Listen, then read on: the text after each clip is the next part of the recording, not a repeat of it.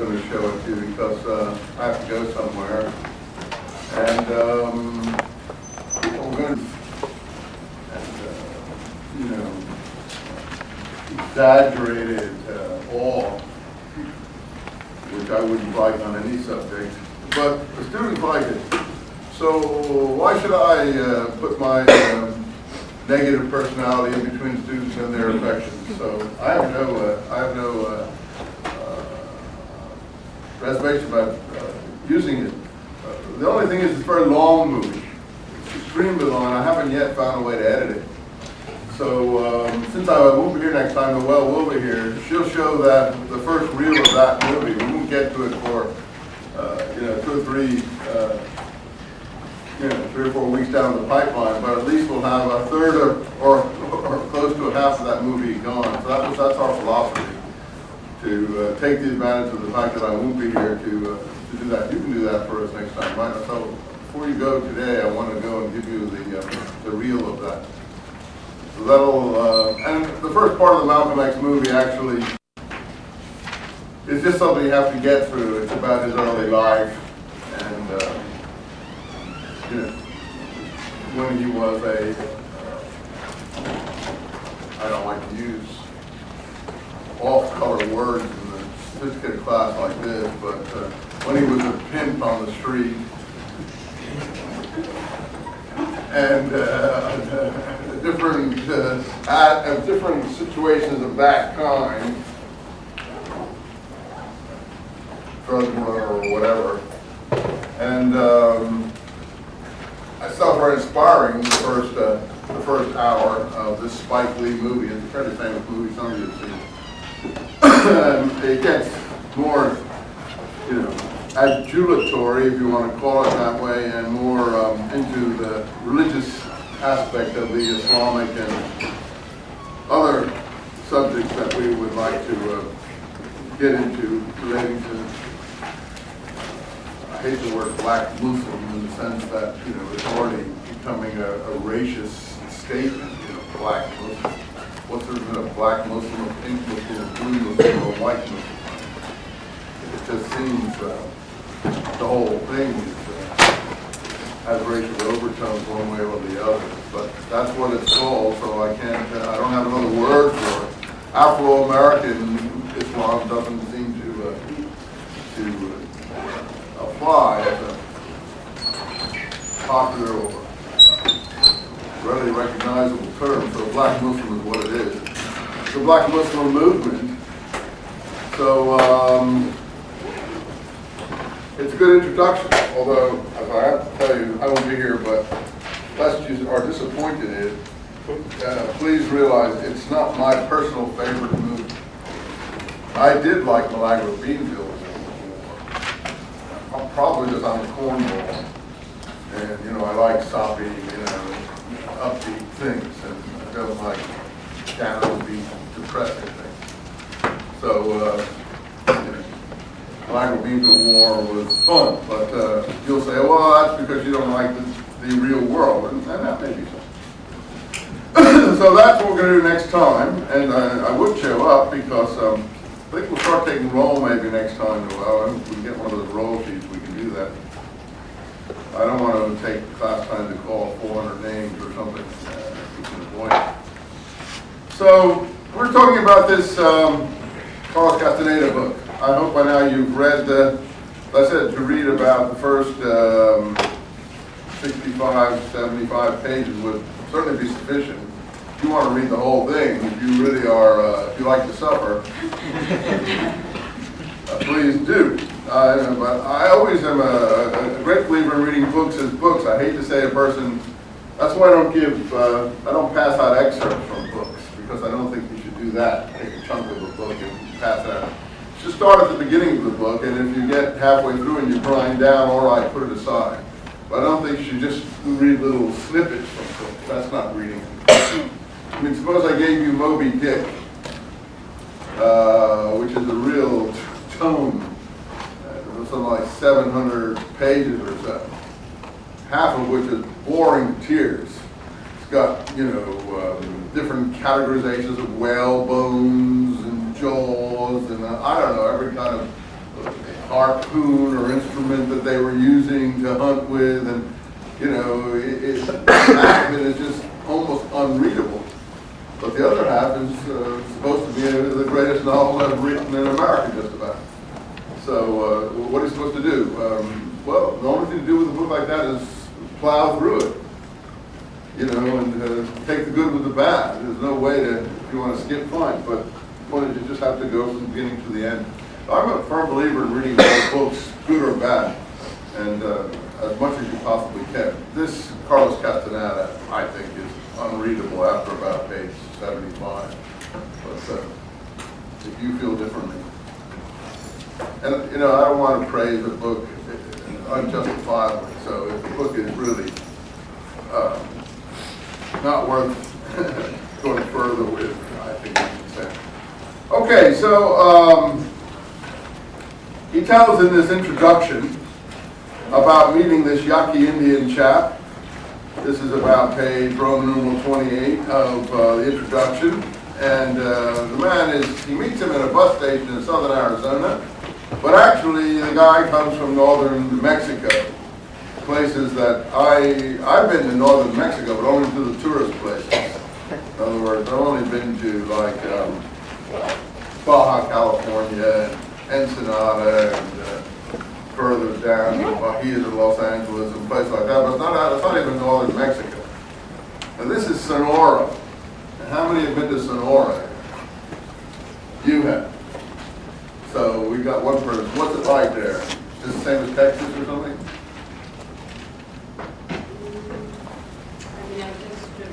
I just driven by. So none of us have ever been there. So this is where he's going to ultimately go down in that area to visit this fellow when they finally do things. So he starts telling him about this secret knowledge that brujos know. And there's a word I think we do obviously want to know. In fact, I was just seeing an advertisement for which movie it was, where they were showing a brujo, and the person who was making this movie, I don't know which one it was, obviously had read this book, and it was depicting one of these witch sort of like medicine people. Anyway, as he defines it here, it's a sorcerer, someone who controls evil powers or even maybe good powers.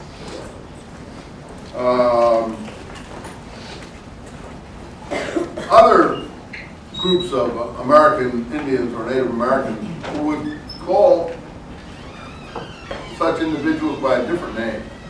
For instance, medicine man, using an English expression, medicine.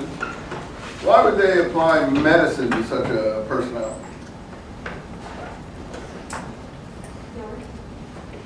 Could be healing qualities, but also medicine, because it can help to heal, has power. So that's a good point, healer is good. But also I think more than that, I don't think the medicine men, well, I guess they were sometimes healers.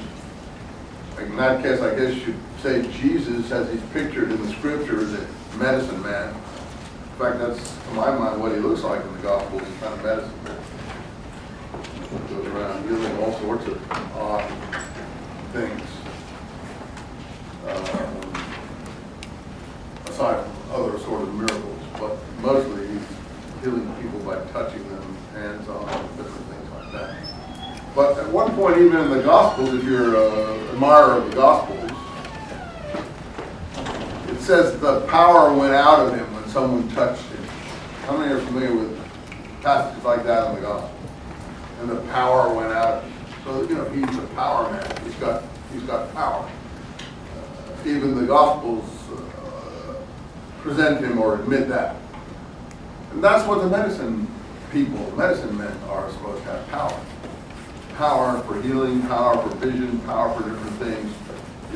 They possess power. Power added, if you like. And that's translates into American language of medicine, because medicine is powerful. So a medicine man has power, the powers of the elemental universe, if you like. So they are what we talked about before as a kind of shaman or shaman. The shaman or shaman has power that he or she gets in an informal, non-organized, charismatic way from the powers of the universe or the environment or some magical activities that that person is involved in.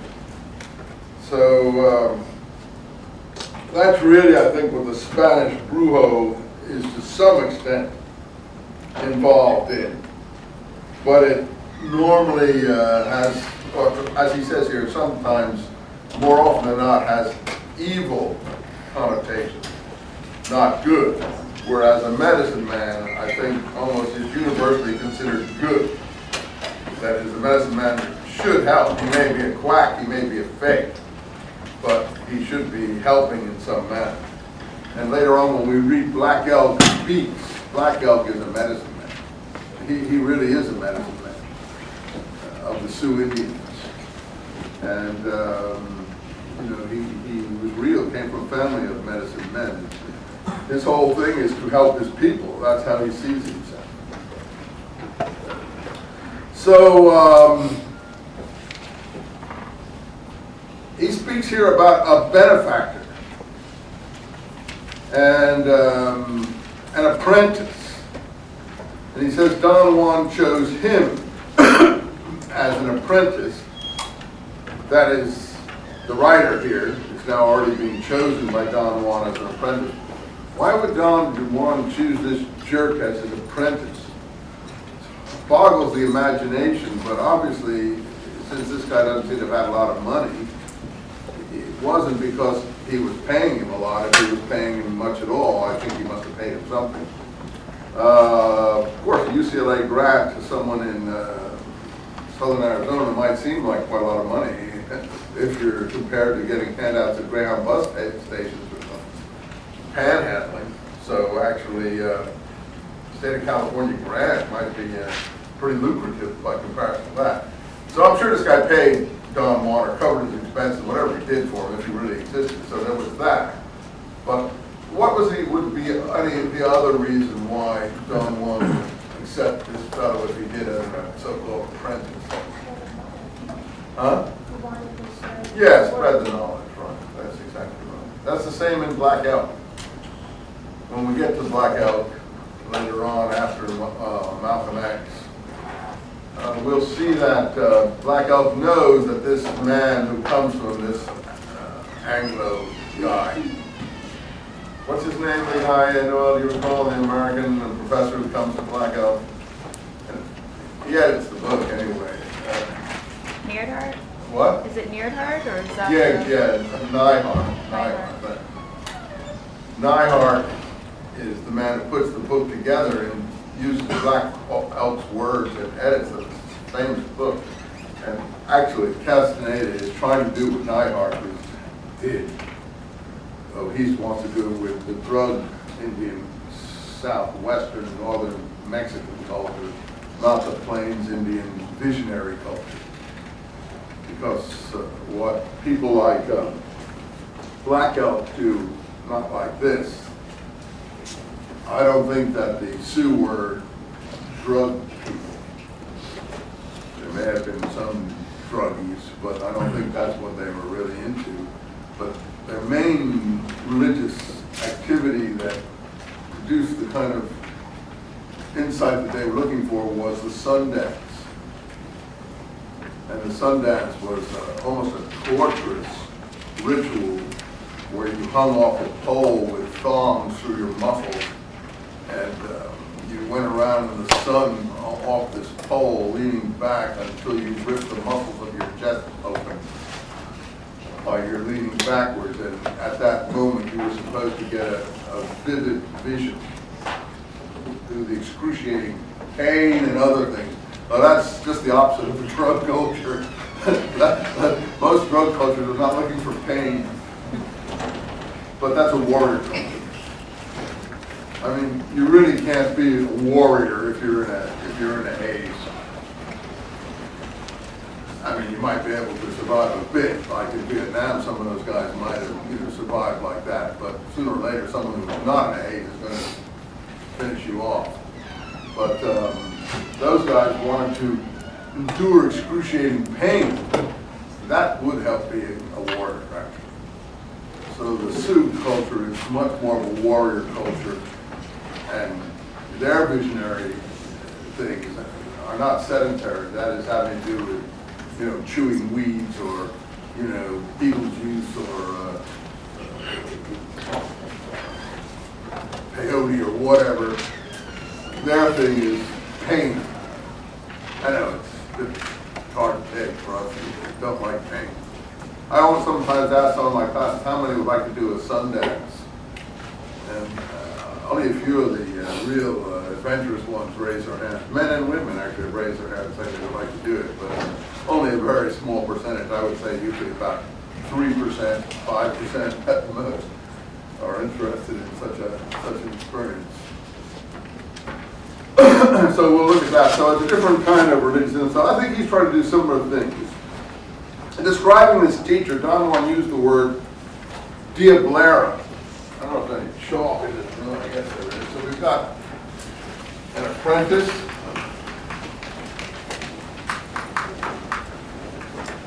Brujo, and a diablera. I don't know if I spelled it right, but I think I have. And I guess finally a benefactor.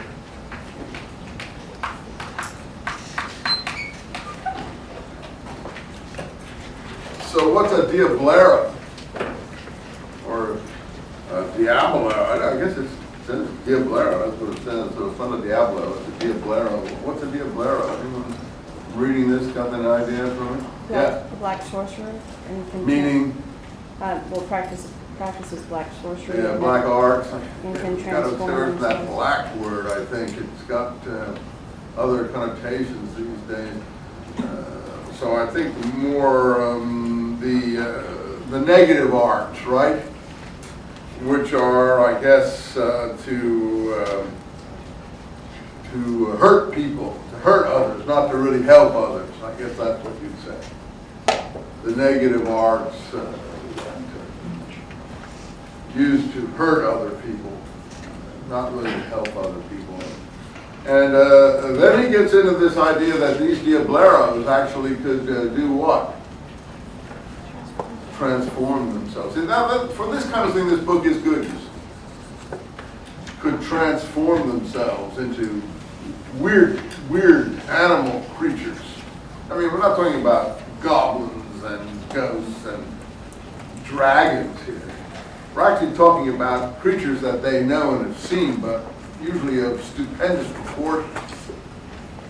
You know, I know it happens to a lot of us, I think, when you're driving in lonely places or all by yourself, like 2 in the morning out on some country road, and suddenly you see some sort of strange sort of shadow or thing flit across your vision or your headlights, and you say, oh my God, what was that? You know, and in fact, they just recently found a big snapping turtle up in this Irvine lake that was, I think, almost as big as this room. It looked from the pictures. It was so huge.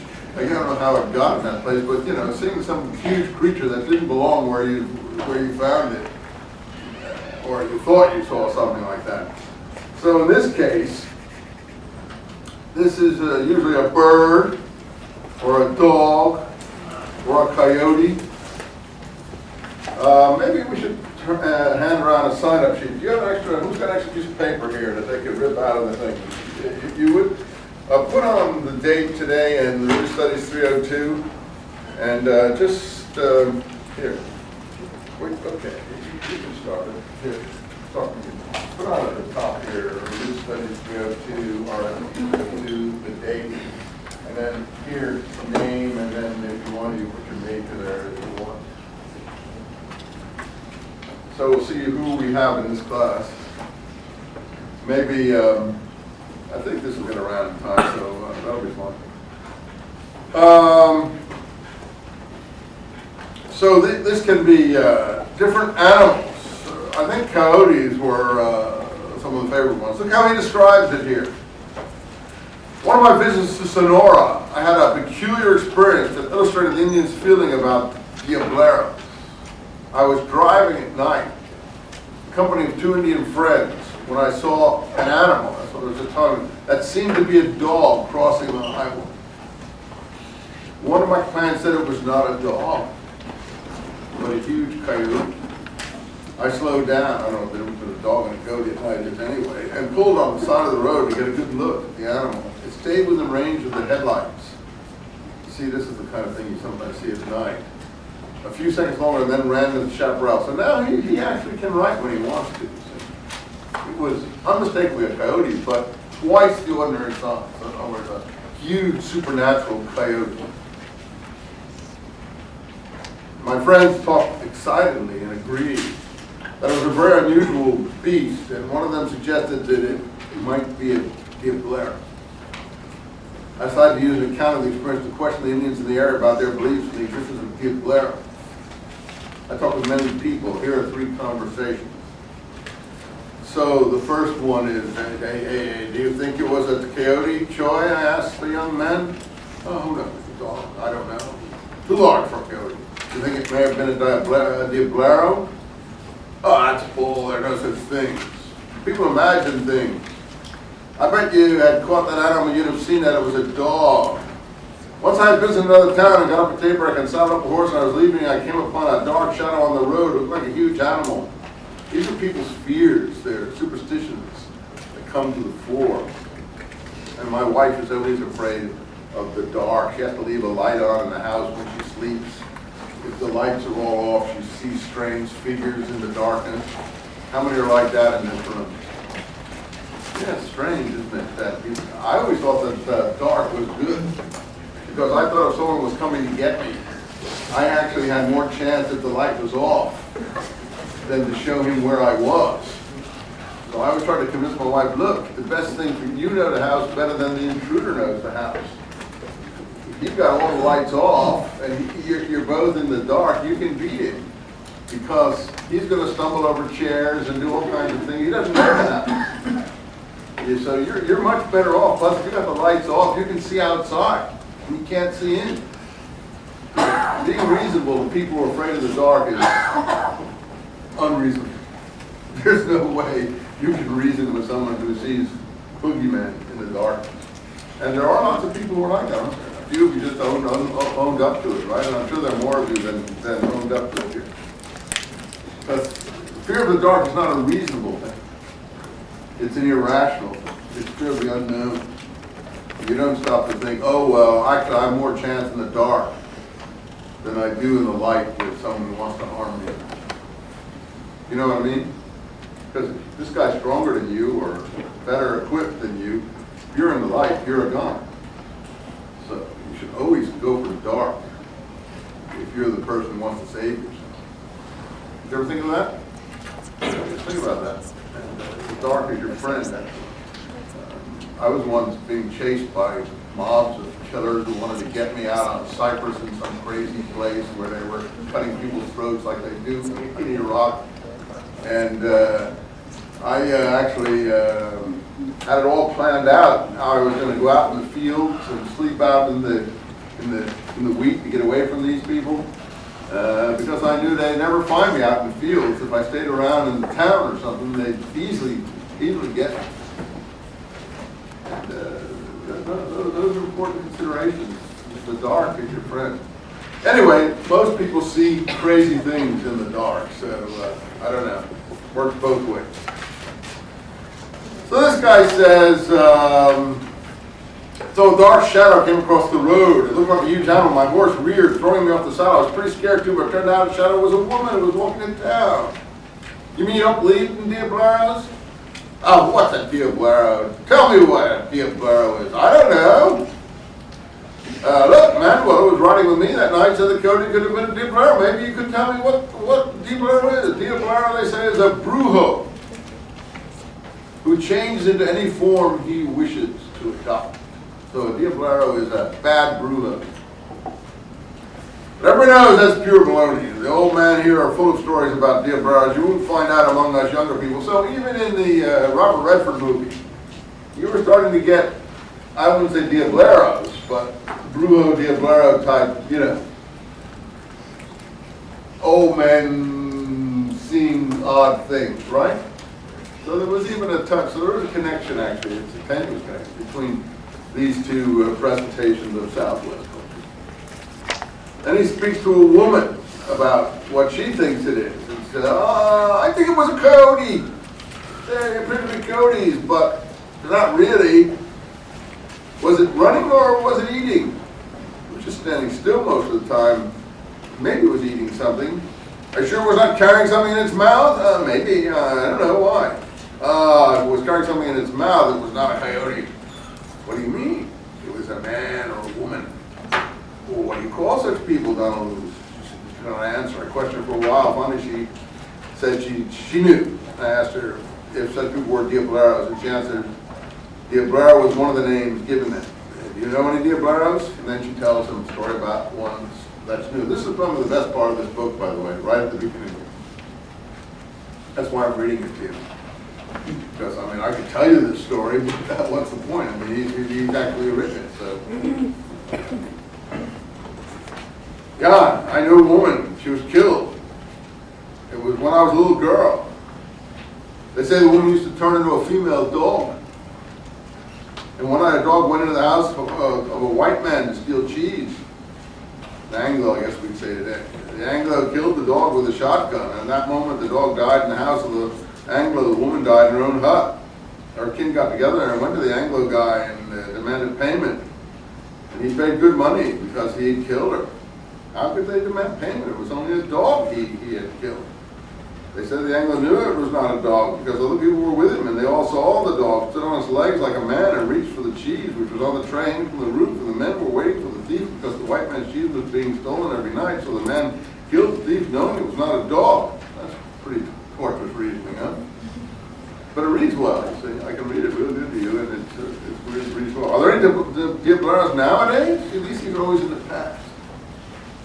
I think I said at one point the other day, people accept in the past what they wouldn't accept in the present. Everything's always happened in the past. Nothing ever happens in the present. So we credit these stories in the past. We're very civilized people, we think, but we're not really, are we? Because even us, who are supposed to be very sophisticated, you know, we drive cars, we have video machines, we have cell phones and things, we fly in jet planes, but our view of the past is full of like crazy things. We accept all kinds of weird stories about the past. At least a lot of us do. Without thinking someone is not being straight with us. Yeah. I don't know if that's true all over though, because my parents come from a regional part of Mexico, and a lot of people still believe a lot of these things. Yeah, I think they do. Oh, I'm not saying. I'm talking about you and me. Okay. I wasn't. I know not in Mexico. I think that's why this is a very good picture here in a way. So that's why I'm using the book. I agree. So you say that a lot of people, yeah, they do believe in these things, even in the present. Yeah, even in the present. Yeah. Yeah, I've had experiences where it's not like a coyote's howling and they say it's the Llorona. I don't know if you know. Is the what? Llorona. What's that? It's a lady who killed her children in the river, and now she hunts with children at night, so it's not very safe for children to be out at night. I guess it's a kind of It's a way of keeping the children home at night and frightening the wits. Well, I'm sure it works. Yeah, sure. But, you know, people do believe the story. But you see, this is still in the past. The lady did it in the past. It hasn't happened yesterday or, you know, again, these stories happen in the past, and that's where they may happen in the future, so you got to watch out. But that's a good story. Any other stories you got to tell me? What part of Mexico is this? Guanajuato? Guanajuato. Yeah. North of Mexico City. Yeah. And that's a pretty civilized area there, isn't it? Yeah, it's pretty simple. Yeah, I mean, comparatively speaking to some more backwater places. Like Sonora would be a little more out of the way than Guanajuato, which is a big tourist center too. Yeah, well, there you go. We're getting some confirmation that this is not all hocus pocus here. That in fact, people, you got some grandparents and people in your families that have these kind of stories and believe this stuff? Any of you? Yeah. Your grandmother. It seems like it's a feminine thing to some extent, more than a masculine thing. What about you? My grandma. Your grandmother too. What kind of stuff have you heard? Anything interesting? She sometimes talks that she believes in like green men, little green men. Oh, Little Green Men. That's more like the Cocobelli deal. Yeah. What do these green men do? They take kids away. Oh, they take kids away.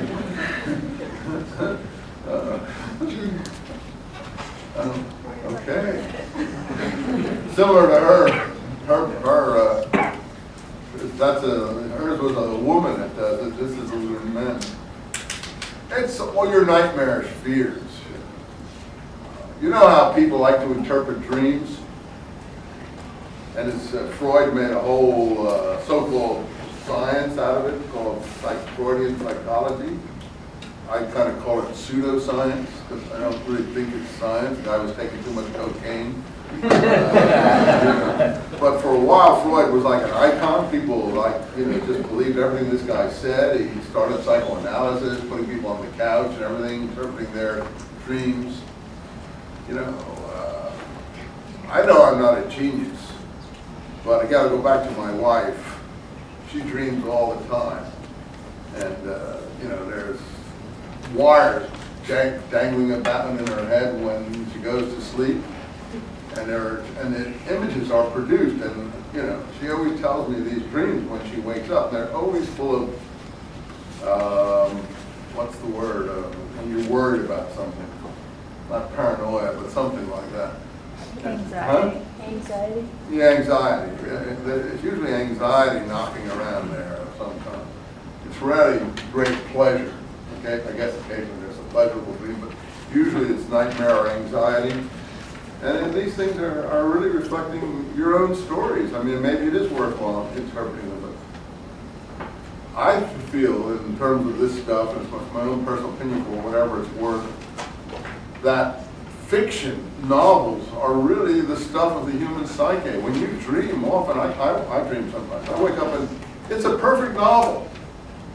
And I've dreamed an absolute, if I were a writer, I could write the story and I'd have myself a novel in the airport. I could maybe make it to the bestseller list. I mean, these characters don't exist half the time, and what they're doing, one is never done. And I mean, our psyche makes up tremendous fiction. It's great fiction. For some reason, humans love fiction in the back of their mind. And when they go to sleep, this fiction emerges. I guess Freud may be right. He could maybe interpret. I don't know. He started interpreting it always as the son desiring the mother and all this kind of hocus pocus. When I think it's just pure fiction. Pure fiction with no relevance. My wife tells me dreams. Look, what I've dreamt this guy said. Don't worry, it's not going to happen. Your brain is just creating fiction. And the best thing you can do is forget it as soon as possible. Because it's not going to help you in any way, shape, or form. It's going to upset you. Just get on to the next dream. Because these dreams, actually, people put a lot of stock in them. And I personally think they're no more important than half the books on the fiction bestsellers. They tell you nothing about life. It's just your anxiety and imaginary stories that you're psychic. I may be wrong, but that's why I don't take psychology classes. I don't think that one gets very far with it. In any case, that's a personal view. You may disagree, and I'm sure that you do, many of you, and you're entitled. So these Diableros, this is my approach. I think there's something like this in these stories you're hearing, the stories we're hearing here. But it's very deep in the human psyche, and primitive, early religion, primitive is not a popular word, early religion, people actually did feel this way. So I think these stories are quite interesting. So she concludes, are there any Diableros nowadays? I don't know, such things are very secret. They say there are no more, but I doubt that, because one member of a Diableros family has to learn what the Diablero knows, and Diableros have their own laws, and one of them is that a Diablero has to teach a secret to his own kin. What do you think that animal was? He asked the third person, Gennaro. I asked an old man. A dog, one of the ranches in the area. What else? Here's the down-to-earth man. I could have been a Diablero. Oh, you crazy? There are no such thing. You mean there are none today? At one time, yeah. There we go back to the past. There were. It's common knowledge. Everyone knows that. But the people were afraid of them and had them all killed. So this guy's got a rational, up-to-date explanation. Yeah, there were, but now they're all dead. The same way we killed off dragons back in King Arthur's time. You know, there used to be fire-breathing dragons that knights went out and slayed. But nowadays there are no more fire-breathing dragons because the knights all killed them all off. And that's the weird thing about the past of human history. There are all these weird things in the past and nothing in the dull present. Who killed them, Gennaro? Oh, people of the tribe killed them. The last Diablero, but I knew was so-and-so. He killed dozens, hundreds of people with his sorcery. We couldn't put up with that, and the people got together and took him by surprise one night and burned him alive. Oh, here's the witch burning again. How long ago was that? Oh, I think maybe 1942? Maybe 1942. Did you see it yourself? No, but people talk about it. They say there were no ashes left. Even the stake was made of fresh wood. All was left at the end was a huge pall of grease. At least a pretty vivid story. So anyway, Don Juan characterized his benefactor as a Diablero, but he wouldn't identify him. All he said is that he'd been born in the Southwest in 1891, that he spent nearly all his life in Mexico. In 1900, they were exiled with a lot of other Sonoran Indians, and lived in Mexico until 1940. I don't know, who's this he's talking about, himself or his teacher? Is he talking about himself or his teacher? I can't tell. His teacher? Or Don Juan? Yeah, it seems like he's talking about Don Juan. That's the weird thing. He seems to be talking about the teacher, and before you know it, you're talking about Don Juan. This seems to be Don Juan's life. Because don't forget, we meet Don Juan around 1960-something, in the mid-60s. And he says that whoever he's talking about here was born in 1891. So therefore, this would be like, he'd be around 70 years old at this time. Would Don Juan be about 70? Yeah, I think it probably is Don Juan we're talking about. See, and yeah, he says, I began to serve my apprenticeship with Don Juan in June 1961.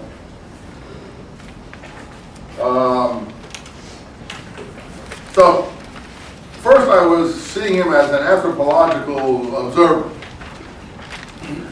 And these early conversations, I took notes, secretly that is.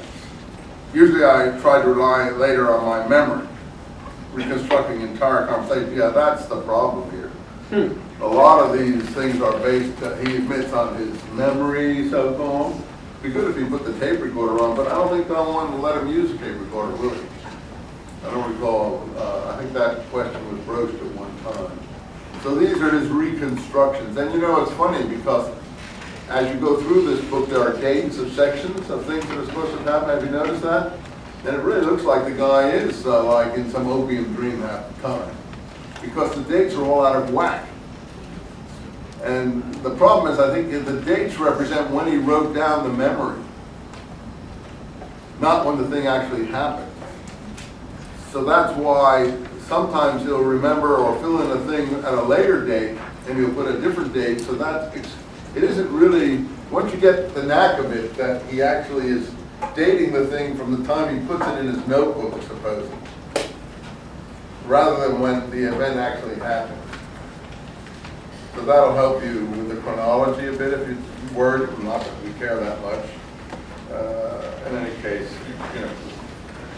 So later I used,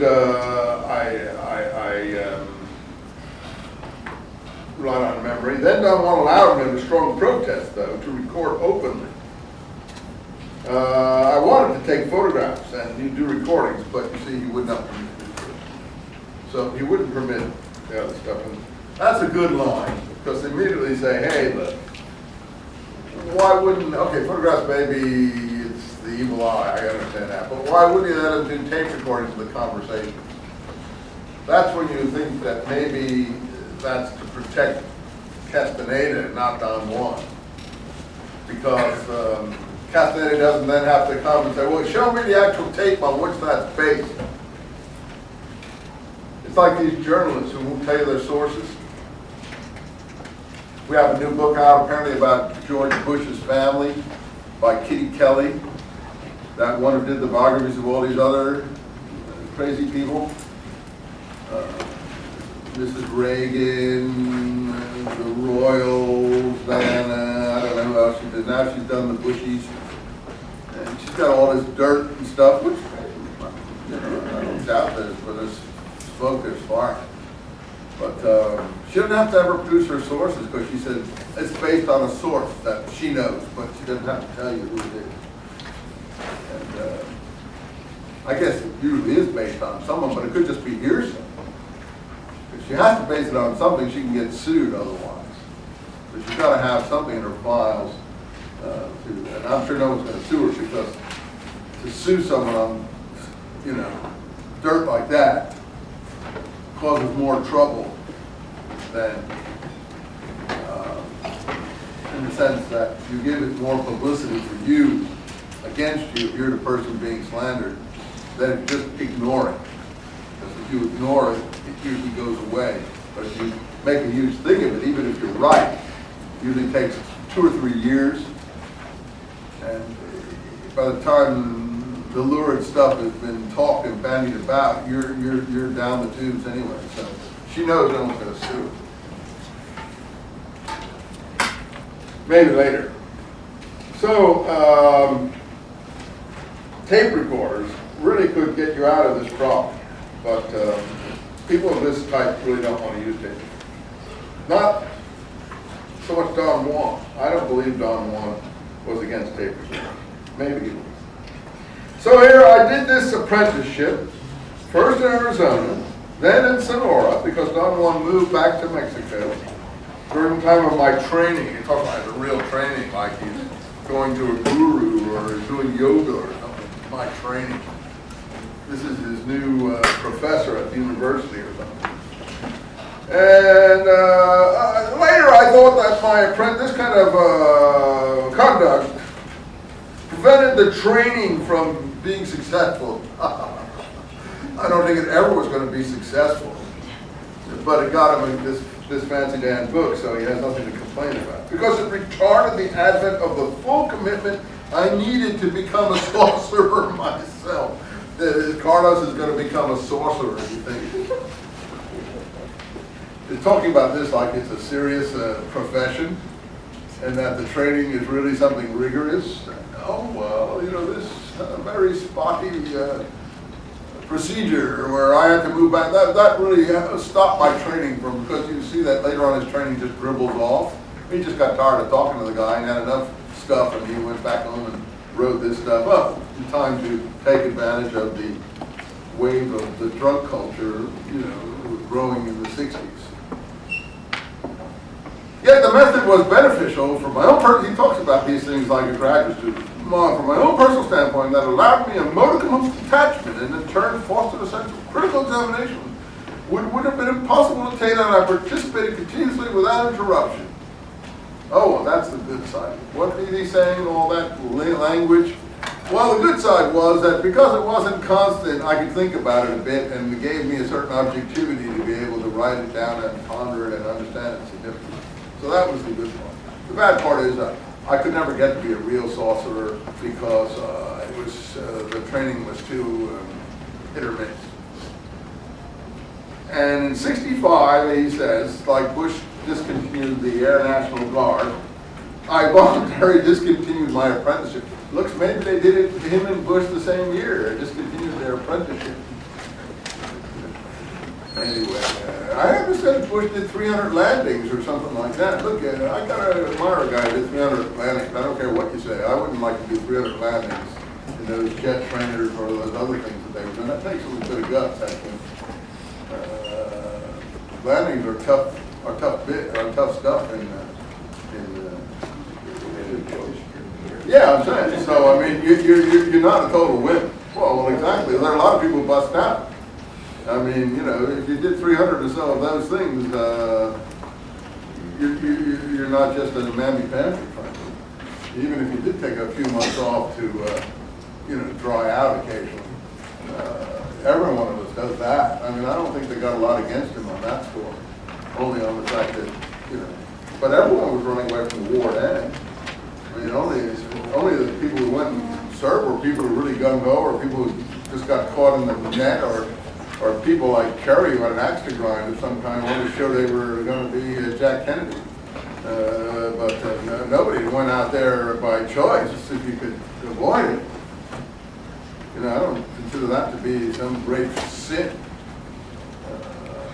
Just about all people I know found a way to lay low if they possibly could. And nobody volunteered unless you were crazy. So, few people, I mean, gung-ho, of course they did, but I'm talking about people who weren't gung-ho. I mean, Harry types who weren't professional Army guys, who weren't trying to make a career or something. You know, didn't want to be a paratrooper or something like that. You didn't volunteer unless you were trying to, you had an ulterior motive, and his ulterior motive was pretty clear. So I don't think one's better than the other on that story. Yeah. Oh yeah, they can't come back. A lot of them can't come back. You see that poor guy who was in Korea for 40 years? Did you follow that story recently in the paper? I know you guys probably don't read the paper as much as I do. That tears at your heartstrings, that poor guy. I mean, he recently got back to Japan because he was married. You know, the North Koreans used to kidnap Japanese women and other people to try to brainwash them or take their identities away from them. And one of these women was kidnapped with her mother. She was only 16-year-old or so, or 19 or something. And her mother disappeared in North Korea, and she was all lonely. And she went to this guy who'd been a kind of, I don't know if he was a deserter or what he was. He disappeared after, he'd done 8 years of service, but he was from the North Carolina mountains. He only had an education up to 7th grade. He was, you know, left school at 13, but he had 8 years in the Army, and he was a sergeant, so he was actually pretty professional in terms of his commitment to the Army, but he obviously cracked and disappeared. But they had him in some building up in North Korea where they used to have a lot of other deserters or others from the American Army, and they used to beat the living daylights out of him. Not him. They had the deserters beating each other, you know. And, you know, this one bully he tells about, and he's just a spiteful guy. He used to beat the hell out of him for 15 years. His story is so pathetic. It's, they want to prosecute him, but they're not really going to. They've made a deal with the Japanese government.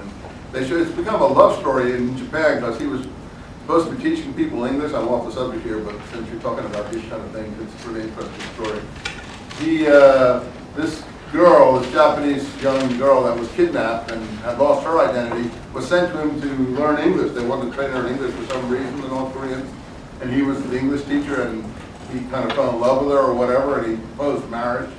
And she agreed ultimately, and he said those were the happiest years of his life. And he had 2 children by her. And then the Japanese Prime Minister recently went to North Korea and visited them and demanded these people come back. And he was going to take him back, but North Koreans frightened this guy, so he didn't go. But the wife went. And finally they have been reunited in Indonesia and then came to Japan. And recently he surrendered to the U.S. military base. 40 years, AWOL. And here he was, a little old man, 67 years old, little like this. And he came up to the base and he salutes the sergeant of the guard, and they salute him, and all the Japanese cameras were there, and his wife and his kids were there. They brought them in a limousine. They took him in and put him in an American uniform, put a sergeant uniform on him, and he was all spick and span because he's going to be court-martialed. But they made a deal. They made a deal. You know, he'll plead guilty or do something, and they'll give him a slap on the wrist, and ultimately because they can't fight against Japanese public opinion, because in Japanese public opinion, the Japanese public loves love stories. They're like totally, you know, into that kind of stuff.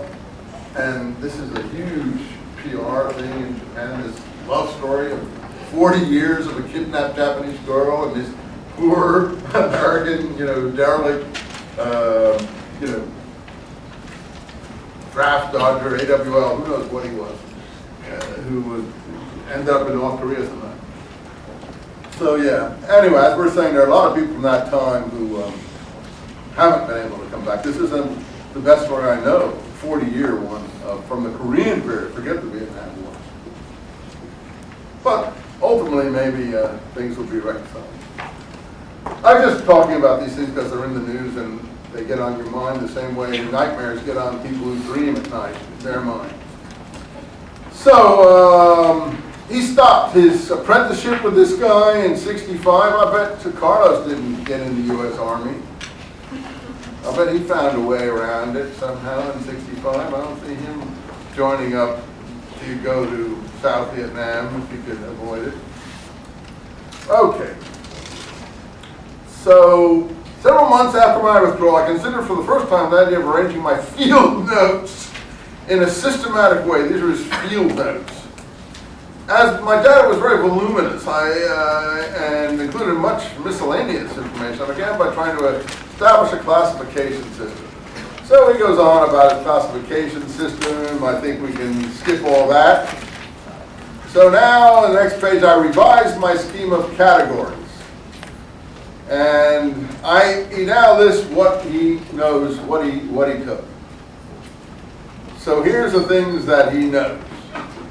Peyote, 34. Roman numerals. Some of my students don't know what Roman numerals are, I found out. You know, Roman numerals are XXI something or other.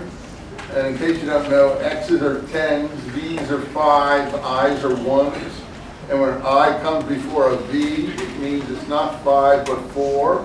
If the I comes after the V, it means it's 6. That's all you have to know about Roman numerals, okay? So if they didn't teach you that in grade school, now you learned it.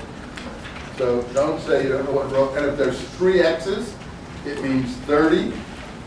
And if there's an L and 3 X, the L is 50. So L and 3 X's is 80. Really difficult. So don't forget now, that's what Roman numerals are, and you should be able to. So we're on XXXIV, 34. And then the next page is what? XXXV, 35. Okay. Let's go back here to this thing. Peyote, he has some famous fancy name for it. Lophophora Williamsia, forget that. Jimson weed or datura, he sometimes calls it that, and mushroom. So those are the 3 things he knows about. Well, I've heard of peyote and I've heard of mushrooms. Well, have you ever heard of a thing called Jimson weed, any of you? Well, okay, so he's going to tell you about whatever that is. Huh? Yeah, datura. I don't know what it is, but he'll tell you at some point about that. So, since contact with the West, American Indians have known before their contact, the hallucinatory qualities of these kinds of plants. And usually, sometimes they employ for pleasure, curing witchcraft, or a state of ecstasy. And sometimes, as Don Juan related to me, to acquire power. So the acquisition of power was also involved. Oh, I think this stuff is right. And in the acquisition of power, sometimes this process, or the acquiring of this process, was known in terms of having an ally. And he's going to talk about having an ally a little later in this discussion. So, an ally, power, all these things we're beginning to understand. Okay. So now, Don Juan explains all that on 35. There are certain objects that are permeated with power. That's why I told you the whole thing is about power. Power to cure, power to get a vision, power to tell the future, power to succeed, all kinds of power. Power to avoid pain.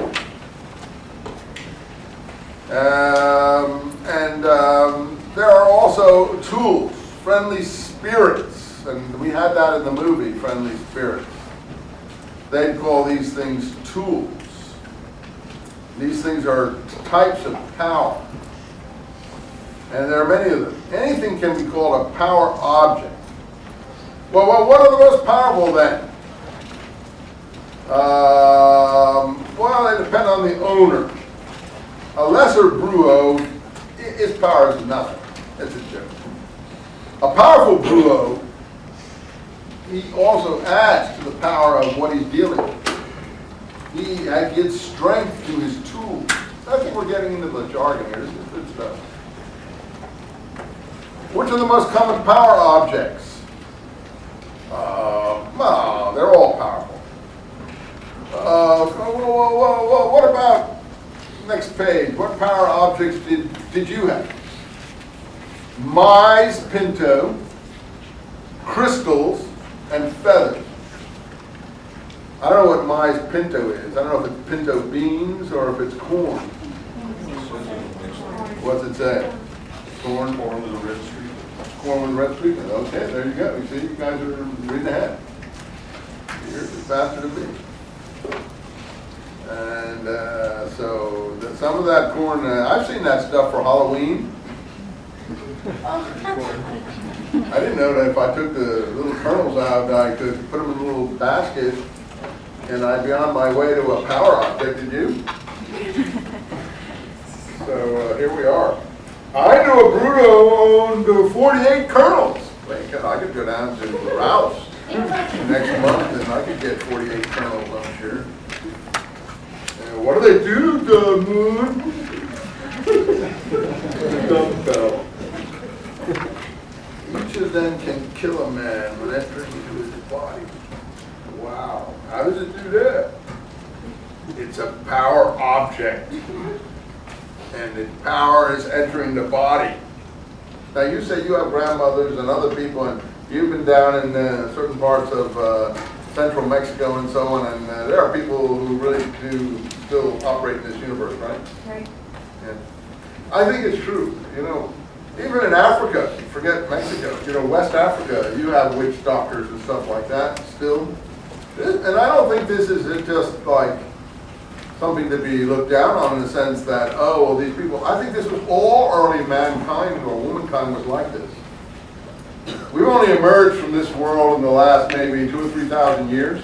You know, what we are, you guys sitting here, are a very recent development. You know, I think that our written history maybe in most areas only goes back about 4,000 or 5,000 years.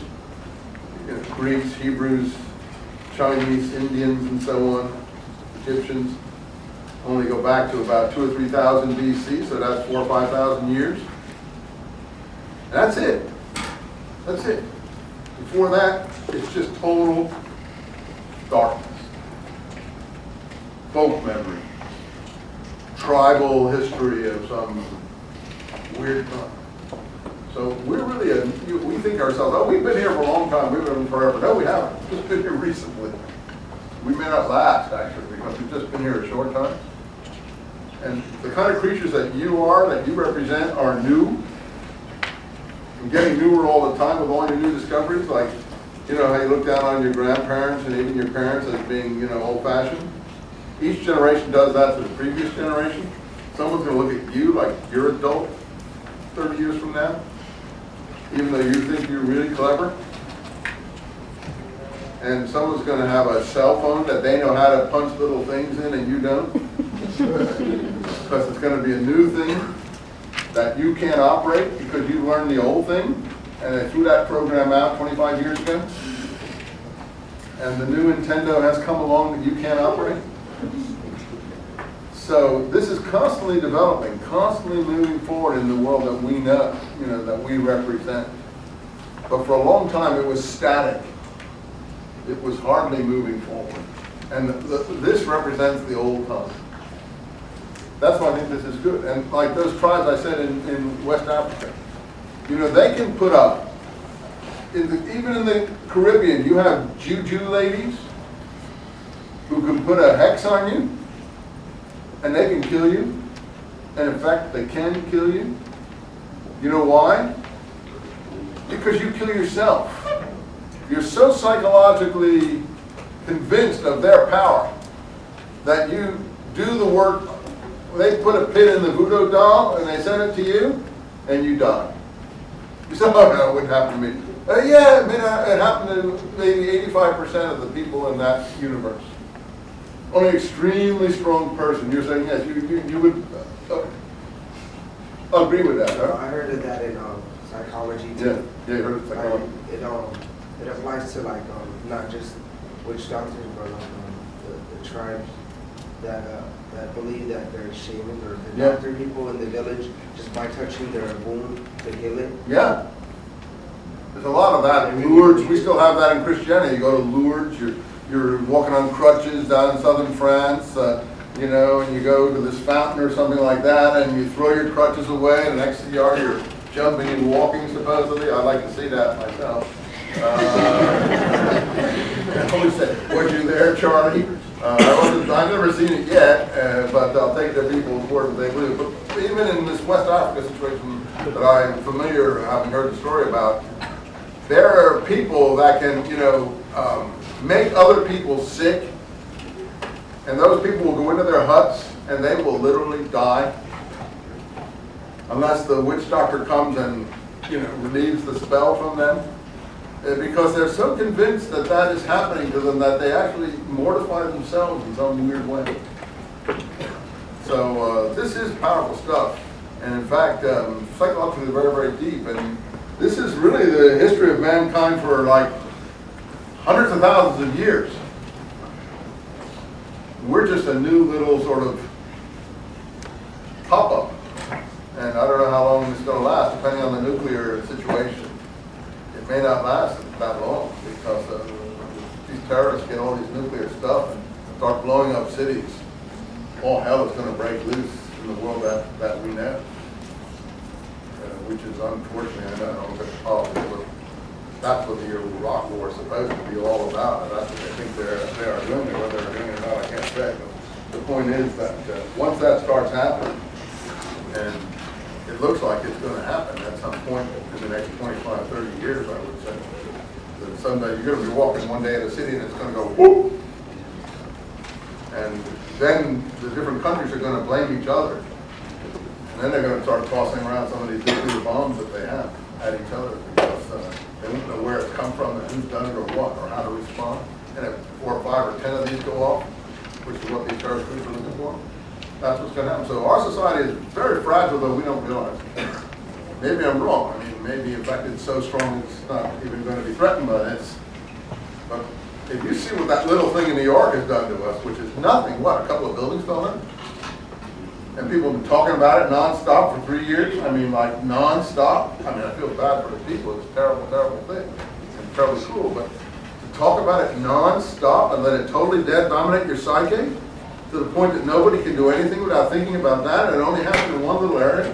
Can you imagine if a whole city goes up? What that'll be like in people's psyche? So, you know, it's very fragile what we represent.